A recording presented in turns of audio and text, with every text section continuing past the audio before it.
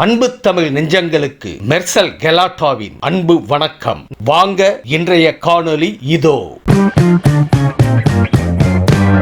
நேற்று இந்தியாவிலேயே ஒரு மாபெரும் அரசியல் திருப்பத்தை ஏற்படுத்தின மகிழ்ச்சியோடு இங்கே நான் உங்களிடத்தில் வந்திருக்கிறேன். சூப்பர் ஸ்டாரோட ஒரு பாட்டு தான் எனக்கு நினைவுக்கு வருது. என்கிட்ட மோதாதே நான் ராஜாதி ராஜனடா.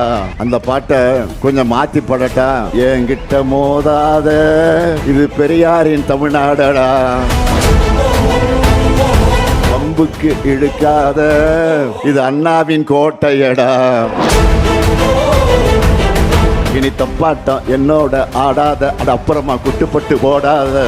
இதைத்தான் இப்ப தமிழ்நாடே பாடுது. ஒரு 20,000 ஹை வேல்யூ ஜாப்ஸ் உருவாக்குறதுக்காக அந்த ஈகோ சிஸ்டத்தை உருவாக்க போறோம். ஸ்கில் டெவலப்மெண்ட் ரொம்ப ரொம்ப அவசியம். ரிசர்ச் ஹப்ஸ் ஓபன் பண்றோம். இப்போ நிறைய யங்ஸ்டர்ஸ்க்கு பாத்தீங்கன்னா ஏஐ டெக்னாலஜியோட கேமிங் செக்டர் உருவாக்குறது, நவீனத்தன்மையோட குளோபல் கேப்பபிலிட்டி சென்டர்ஸ் உருவாக்குற மாதிரி ஒரு ஹோலிஸ்டிக்கா ஒரு 360 டிகிரி சிஸ்டத்தை கொடுக்குறோம். கிரீன் கவர் 2021 2026 வரைக்கும் சென்னையில் கிரீன் கவர் 30% இன்க்ரீஸ் பண்ணிருக்கோம். உங்களுக்கு நல்லா தெரியும், தொல்காப்பியர் பூங்கா உங்களுக்கு நல்லா தெரியும். இப்போ கிண்டி ரேஸ் கோர்ஸ்ல ஒரு பெரிய வாட்டர் கேட்ச்மெண்ட் ஏரியா மாதிரி பார்க் உண்டாக்கியிருக்கோம். கலைஞர் நூற்றாண்டு பூங்கா உருவாக்கியிருக்கோம். சென்னை மக்களுக்காக 30% கிரீன் கவரை இன்க்ரீஸ் பண்ற விஷயமும் பண்ணிருக்கோம். இன்னைக்கு சென்னை எம்எல்ஏஸோட இன்னைக்கு தமிழ்நாட்டு முதல்வர் ஒரு அருமையான மேனிஃபெஸ்டோ சென்னை மக்களுக்காக இன்னைக்கு கொடுத்திருக்காரு. சென்னை மக்கள் இதை உள்வாங்கி எப்பொழுதும் திராவிட மாடல் ஆட்சி திமுக கோட்டை சென்னையை நாங்க முழுமையாக கைப்பற்றதுக்கான கான்பிடன்ஸ் எங்களுக்கு எல்லாருக்கும் இருக்கு. கடைசி மூச்சு இருக்கிற வரைக்கும் தமிழ்நாட்டுடைய தன்மானத்தை உரிமைகளுக்காக இந்த ஸ்டாலின் களத்தில் நிற்பான், சண்டை செஞ்சுக்கிட்டே இருப்பான். தமிழ்நாட்டு மக்கள் கிட்ட மோடி மஸ்தான் வேலையும் ஈடுபடாது, அடிமை சாமியோட அடகு வைக்கிற வேலையும் நடக்காது. தமிழ்நாட்டை காக்கணும்னா திமுக தான் மீண்டும் ஆட்சிக்கு வரணும். நாம போராடுறது திமுகவோட வெற்றிக்காக மட்டுமல்ல, இது தமிழ்நாட்டுடைய வெற்றி. மறந்துடாதீங்க. தமிழ்நாடு பேரை மட்டும் இல்ல, நாங்க நினைச்சா தமிழ்நாட்டையே 2ஆக உடைப்போம். அந்த பவர் எங்களுக்கு இருக்குன்னு திமுறா பேசினாங்க. சவால் விட்டு சொல்றேன், இந்த ஸ்டாலின் உயிரோடு இருக்கிற வரைக்கும், திமுக இருக்கிற வரைக்கும் தமிழ்நாட்டை உங்களால் தொட்டு கூட பார்க்க முடியாது. Narendra Modi is controlled by Donald Trump, and Narendra Modi wants to do the same to the Chief Minister of Tamil Nadu. That is why he wants to put the AIDMK in power in Tamil Nadu, because he knows that no matter what he does, he cannot control the current Chief Minister of Tamil Nadu, Mr. Stalin. He knows that Mr. Stalin is independent and will not be pressurized by Narendra Modi. கலைஞர் மகளிர் உரிமை திட்டம் 2021 நாம பெற்ற மாபெரும் வெற்றிக்கு அடித்தளமாக அமைஞ்சது இந்த திட்டம். ஆகவே இந்த திட்டத்தை பற்றி நான் அதிகம் உங்களுக்கு சொல்ல வேண்டிய அவசியம் இல்லை. இதை நிறைவேற்ற முடியாதுன்னு நிறைய பேர் சொன்னாங்க, சவால் விட்டாங்க. நான் நிறைவேற்றி காட்டினேன். நிறைவேற்ற காட்டினது மட்டும் இல்லை, திராவிட மாடல் 2.0 ஆட்சிக்கு வருகிற போது 2000 ரூபாயாக உயர்த்த போறேன். இந்த பணத்தை உதவி தொகைன்னு சொல்லாம உரிமை தொகைன்னு ரொம்ப பர்டிகுலரா நான் அந்த பேரை செலக்ட் பண்ணேன். ஏன்னா பெண்களுடைய உழைப்பு இல்லாம மனித சமூகம் இல்லை. அதுவும் இந்தியா போன்ற விவசாயம் நிறைஞ்ச நாட்டில் பெண்கள் தான் அந்த விவசாய வேலையில அதிகமாக ஈடுபட்டு இருக்கிறாங்க. அது நம்ம வீட்டு பெண்கள் உழைக்கும் உழைப்பு சாதாரண உழைப்பு இல்லை. எல்லாருக்கும் முன்னாடி யார் எழுந்திருக்கிறா? பெண்கள் தான். காலையில எழுந்திருக்கிறாங்க, வீட்டை பெருக்கி தெருவில் தண்ணியை தெளிச்சு சுத்தம் பண்றாங்க, குளிச்சுட்டு டீயோ காப்பியோ போடணும், குழந்தைகளை ஸ்கூலுக்கு ரெடி பண்ணி அனுப்பணும், சமைக்கணும். சமைக்கிறதை விட பெரிய தொல்லை என்ன சமைக்கிறது, ஒவ்வொரு வேலையும் யோசிக்கிறது. அடுத்த தொல்லை பாத்திரம் கழுவுறது. அப்படியே பாத்திரத்தை போட்டு வைக்காம கழுவி அதை கவுத்து சாட்சி வச்சாதான் பல பெண்களுக்கு நிம்மதி. கரெக்டு தானே? இது முடிஞ்சதும் துணியை துவைச்சு காய போட்டு மடிச்சு வைக்கணும். மழைக்காலம்னா இன்னும் கஷ்டம். அதுல கூட வீட்டுக்கு இருக்கக்கூடிய ஆண்கள் சட்டை பேண்ட் எல்லாம் அப்படியே போட்டுருவாங்க. பேக்கெட்ல ஏதாவது இருக்கான பெண்கள் செக் பண்ணிட்டு அப்புறம் துவைக்க வேண்டியிருக்கும். வீட்டில் பெரியவங்களையும் கவனிச்சுக்கணும். வீட்டுக்கு தேவையான பொருட்கள் எல்லாம் எந்த காய்கறி எவ்வளவு விலை விற்குதுன்னு பார்த்து குடும்ப பட்ஜெட்டுக்கு ஏற்ற மாதிரி எல்லாத்தையும் வாங்கணும். மாவு அரைச்சி வைக்கணும், மிளகாய் காய வைக்கணும், தண்ணி பிடிச்சி வைக்கணும், பிள்ளைகளுடைய ஹோம்ஒர்க்கு பண்ண வைக்கணும். அடையங்கப்பா, இதெல்லாம் சொல்லும் போது எனக்கே டயர்ட் ஆயிடுச்சு. அப்போ இதெல்லாம் செய்யறது எவ்வளோ கஷ்டம். இதெல்லாம் பண்ணிட்டு ஆஃபீஸுக்கோ தொழிற்சாலைகளுக்கோ வேறு வேலைகளுக்கு போகிற பெண்களும் நிறைய பேர் இருக்காங்க. சமூகத்தில் கூலி தொழிலாளராக இருந்தாலும், டீச்சராக இருந்தாலும், அரசு ஊழியரா ஐடி ஊழியரா இருந்தாலும், நான் இப்போ சொன்ன வீட்டு வேலைகள்லாம் இருந்து பெண்களுக்கு ரெஸ்ட் இருக்காது. இவங்க எல்லாரும் ஒரே ஒரு நாள் ஸ்ட்ரைக் பண்ணா கூட பல குடும்பங்கள் இயங்காது. எந்த ஆனாலும் நிம்மதியாக தன்னுடைய வேலையை செய்ய முடியாது. ஆனால் உங்கள் ஒய்ஃப் என்ன பண்ணுறான்னு கேட்டால் பல பேர் ரொம்ப சாதாரணமாக சொல்லிடுவாங்க, வீட்டில் சும்மா தான் இருக்காங்க அப்படி சொல்லி இதை மாற்றணும். பெண்கள் இந்த சமூகத்துக்கும் குடும்பத்துக்கும் பண்ற பங்களிப்பை அங்கீகரிக்கணும் என்று நான் கொண்டு வரப்பட்டதுதான் இந்த உரிமை தொகை என்பதை அழுத்த திருத்தமாக குறிப்பிடுகிறேன். 1000 2000 என்பதை கடந்து ரெஸ்ட் இல்லாமல் உழைக்கிற நம்ம பெண்களுக்கு இந்த அரசு தரக்கூடிய ரெஸ்பெக்ட் தான் உரிமை தொகை. முடியவே முடியாதுன்னு சொன்ன திட்டம் இந்த திட்டம். ஆனா இன்னைக்கு 1,31,00,000 பெண்களுக்கு கிடைக்குது. அடுத்து அமையவிருக்கக்கூடிய 2.0 ஆட்சியில் 1000 ரூபாய் என்பது 2000 ரூபாயாக உயரப்போகுது. தேவைப்படக்கூடிய பயனாளிகள் எண்ணிக்கை கண்டிப்பா உயரும். இதே போல மற்றொரு திட்டம் புரட்சி திட்டம், புதுமை பெண் திட்டம். பெண்கள் உயர்கல்வியில் சேர்றது, அதுவும் கிராமப்புற அரசு பள்ளி மாணவிகள் கல்லூரியில் சேர்வது குறைஞ்சிக்கிட்டே வந்துடுச்சு. படிப்புக்கு பணம் ஒரு தடையா இருக்கக்கூடாதுன்னு உருவாக்கின திட்டம் தான் இந்த திட்டம். இந்த திட்டம் வந்த பிறகு பெண்கள் கல்லூரியில் சேருவது 34 விழுக்காடு அதிகரிச்சிருக்கிறதா ஆய்வு முடிவுகள் வந்திருக்கு. பல ஆண்டுகளுக்கு முன்னாடியே படிப்பை முடிச்ச பெண்கள் கூட இந்த திட்டத்தால திரும்ப படிக்க வந்திருக்கிறாங்க. கல்வியில் சிறந்த தமிழ்நாடு. இது போல திருமணத்துக்கு பிறகு திரும்ப படிக்க வந்த ஒரு பெண்ணுக்கு இந்த திட்டத்தோடைய பயண உணர்ச்சி பொங்க பேசுனாங்க. மேக்ஸ் டீச்சர் ஆகணும் அப்படின்னு இதன் மூலமாக படிச்சு முன்னேறி கூட பெண் பேசுனாங்க. நான் அன்பு மகளை அழைச்சி உச்சி முகந்து பாராட்டி உச்சந்தலையில முத்தம் கொடுத்து என்னுடைய பேனாவை எடுத்து அன்பளிப்பாக கொடு. அந்த காட்சி தமிழ்நாட்டு மக்கள் நெஞ்சத்தில் நீங்காம பதிச்சு. இதுதான் புதுமை திட்டத்தினுடைய வெற்றிக்கு சான்று. பெண்களுக்கு கணவனை விட கல்விதான் பெருந்துணை என காட்டியிருக்கக்கூடிய திட்டம் தான் புதுமை பெண் திட்டம். அடுத்து திராவிட மாடல் 2.0 ஆட்சியில் இனிமே மாசம் 2500 ரூபாயாக உயரப்போகுது. அடுத்து என் மனசுக்கு நெருக்கமான திட்டம் முதலமைச்சரின் காலை உணவு திட்டம். 19 லட்சம் குழந்தைகள் காலையில சுவையான சத்தான உணவை வழங்கக்கூடிய திட்டம்.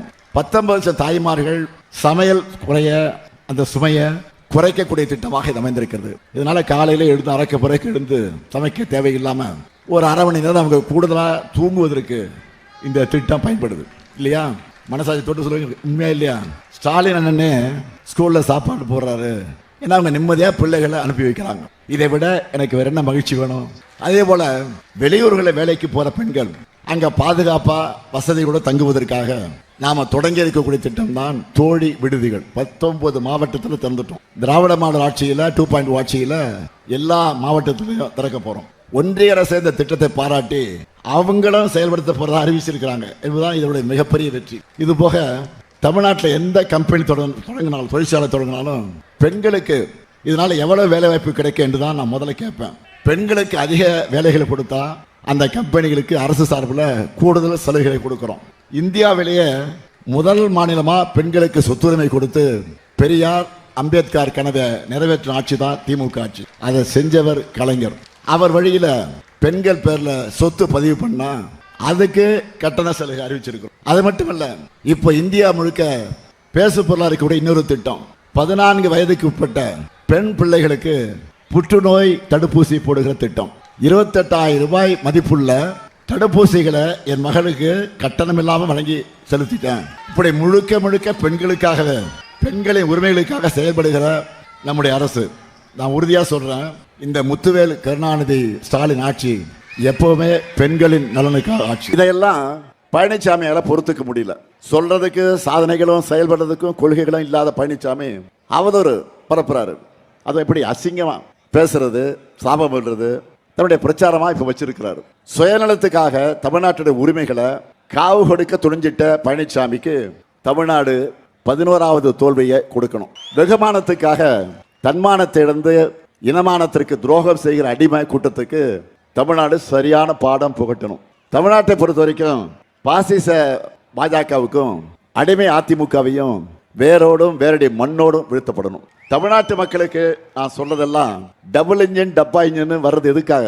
உரிமை தொகையை நிறுத்துறதுக்காக, விடியல் பயணத்தை முடக்கிறதுக்காக, புதுமை பெண் தமிழ் பெண் போன்ற திட்டங்களை தடுக்கிறதுக்காக, இடஒதுக்கீட்டு உரிமையை பறிச்சு சமூக நீதியை படுகொழியில தள்ளுவதற்காக இதைத்தான் என்டிஏ கூட்டணி மற்ற மாநிலங்களில் செஞ்சுக்கிட்டு இருக்கு. அதிமுக பாஜகவும் அளிக்கக்கூடிய வாக்கு, அதற்கு அந்த இயக்கத்திற்கு அந்த கட்சிக்கு அளிக்கக்கூடிய வாக்கு என்பது தமிழ்நாட்டோட முன்னேற்றத்திற்கு போடப்படக்கூடிய தடை கற்கள். இதை மக்கள் உணரணும். இந்த திருப்பூர்ல தொழில் முனைவர்கள் இருக்கீங்க, நிறைய தொழில் முனைவர்கள் இருக்கீங்க. மாநிலத்தோட தொழில் வளர்ச்சி எவ்வளவு முக்கியமானது உங்களுக்கெல்லாம் நல்லா தெரியும். அப்படிப்பட்ட மாநில வளர்ச்சியை 0.07 வெறும் 0.7 விழுக்காடு என்ற அவல நிலைக்கு தள்ளின ஆட்சி தான் அதிமுக ஆட்சி. ஆனால் உங்கள் ஆதரவோடு தமிழ்நாட்டை மீட்டு 11.9 வளர்ச்சியை இந்தியாவிலேயே டபுள் டிஜிட் வளர்ச்சி சூப்பர் ஸ்டார் என்ற நிலைக்கு நாம் உயர்த்தியிருக்கிறோம். இதுதான் திராவிட மாடல் ஆட்சி. அதனால மீண்டும் மீண்டும் ஏராளமான தொழிற்சாலைகள் தமிழ்நாட்டை நோக்கி வந்துக்கிட்டே இருக்கிறாங்க. அடுத்த திராவிட மாடல் ஆட்சியில் எவ்வளவு? 2000 ரூபாய் உயர்த்தி வழங்க போகிறோம். இதுக்கு பெயர் வைக்கும் போது நான் ரொம்ப பர்டிகுலராக இது உதவித்தொகை இல்லை, உரிமை தொகை என்று இந்த பெயரை செலக்ட் பண்ணேன். ஏன்னா பெண்களுடைய உழைப்பு இல்லாமல் இந்த உலகமே இல்லை. அதுவும் வீட்டில் நம்முடைய பெண்கள் உழைக்கிற உழைப்பு சாதாரண உழைப்பா? இதை பற்றி நான் சேலத்தில் கூட பேசினேன். நிறைய பெண்கள் எங்கள் மனசில் உள்ள பாரத்தையெல்லாம் குறைச்சிடுச்சு என்று எனக்கு கமெண்ட் பண்ணியிருந்தாங்க, தகவல் கொடுத்துருந்தாங்க. சேலத்தில் நான் பேசினது 100க்கு 100 யதார்த்தமான உண்மை. பெண்களுடைய டெய்லி ரொட்டீன் சொல்லட்டா, எல்லாருக்கும் முன்ன நீங்கள் தான் காலையில் எழுந்திருக்கிறீங்க. வீட்டை பெருக்கி வாசலில் தண்ணி தெளித்து கோலம் போடணும், குளிச்சுட்டு எல்லாருக்கும் டீ காஃபி போடணும், குழந்தைகளை ஸ்கூலுக்கு ரெடி பண்ணணும், அவங்கள எழுப்புறத பெருந்தொல்லை. அடுத்து சமைக்கணும். சமைக்கிறத விட பெரிய பிரச்சனை என்ன சமைக்கணும்னு ஒவ்வொரு வேலையும் யோசிக்கிறது. அது பெரிய பிரச்சனை உங்களுக்கு. சரி, சமைச்சு முடித்ததும் பாத்திரம் சேர்ந்துடும், அதை அப்படியே விட மாட்டீங்க. அதை கழுவி கவுத்து காய வச்சாதான் பல பெண்களுக்கு நிம்மதியே முதன. அடுத்து இது முடிஞ்சா துணியை துவைச்சு காய வச்சு மடித்து வைக்கணும். அதில் கூட நம்முடைய ஆண்கள் சட்டை பேண்டெல்லாம் அப்படியே போட்டுடுவாங்க. பேக்கெட்டில் என்ன இருக்குன்னு பெண்கள் தான் செக் பண்ணிட்டு துவைப்பாங்க. அது மட்டும் இல்லை, வீட்டில் பெரியவங்க இருந்தால் அவங்களையும் கவனிச்சுக்கணும். அடுத்து வீட்டுக்கு தேவையான பொருட்களை விலைவாசிக்கேற்ப பட்ஜெட் போட்டு வாங்குவீங்க. மளிகை கடைக்கு வீட்டு ஆண்கள் அனுப்புனா ஒழுங்காக காய்கறி கூட வாங்க தெரியாதவங்களுக்கு, அதனால் அவங்கள கம்ப்ளைண்ட் பண்ணிவிடுவீங்க நீங்கள். இது போக மாவு அரைச்சி வைக்கணும், தண்ணி வந்தால் பிடிச்சி வைக்கணும், பிள்ளைங்களோட ஹோம்ஒர்க்கை பண்ண வைக்கணும். அப்பப்பா சொல்லி முடிக்க எனக்கு மூச்சு வாங்குது. அப்போ இதெல்லாம் எவ்வளோ கஷ்டம். இதெல்லாம் பண்ணிட்டு நிறைய பேர் வேலைக்கும் போகிறாங்க. பெண்கள் எல்லாரும் ஒரு நாள் ஸ்ட்ரைக் பண்ணால் கூட நம்ம வீடுகள் இயங்காது. எந்த ஆனாலையும் நிம்மதியாக தன்னுடைய வேலையை செய்ய முடியாது. ஆனால் உங்கள் ஒய்ஃப் என்ன பண்ணுறாங்கன்னு கேட்டால் பல பேர் ரொம்ப சாதாரணமாக சொல்லுவாங்க, சும்மா தான் இருக்காங்கன்னு சொல்லிடுவாங்க, வீட்டில் சும்மா தான் இருக்காங்கன்னு சொல்லிடுவாங்க, இல்லை ஹவுஸ் ஒய்ஃப்னு சொல்லுவாங்க. அந்த எண்ணத்தை உடைக்கணும். அதுக்காகத்தான் உரிமை தொகை. சில ஆண்கள் கூட கோபிச்சுக்கிட்டாங்க, தலைவரை நாங்கள் தான் கஷ்டப்படுறோம் அப்படின்னு சொன்னாங்க. உண்மைதான், நம்ம இருக்கலை. ஆனால் ஆண்கள் உழைச்சா அதுக்கு அங்கீகாரம் இருக்குது. பெண்களுக்கு அந்த அங்கீகாரம் இருக்கணும். அப்படி ரெஸ்ட் இல்லாமல் உழைக்கிற பெண்களுக்கு இந்த அரசு தரக்கூடியது ரெஸ்பெக்ட். அதான் உரிமை தொகை. ரெஸ்ட் இல்லாமல் இருக்கிறவங்களுக்கு ரெஸ்பெக்ட் தருவது தான் உரிமை தொகை.